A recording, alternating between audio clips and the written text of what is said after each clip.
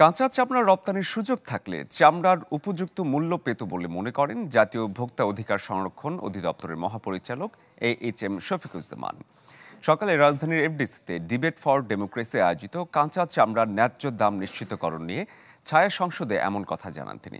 নগদের কাছে সব গ্রাহকই প্রিয়, তাই তো সারা দেশে ক্যাশ আউট চার্জ সবচেয়ে কম। তিনি সেখানে বলেন, কোরবানিতে বিপুল সংখ্যক পশু জবাই হলেও চামড়ার ন্যায্য দাম পাচ্ছেন না বিক্রেতারা। সময় মতো সংরক্ষণ করতে না পারা এবং অদক্ষ লোকের দ্বারা চামড়া ছাড়ানোর কারণে চামড়ার দর পাচ্ছেন না তারা। তিনি অভিযোগ করেন, বেসরকারি খাতের ব্যবসায়ীরা সিইটিপি নিয়ে শুধু সরকারের দোষ দেয়, কিন্তু এখানে ট্যানারিগুলোরও ঘাটতি রয়েছে।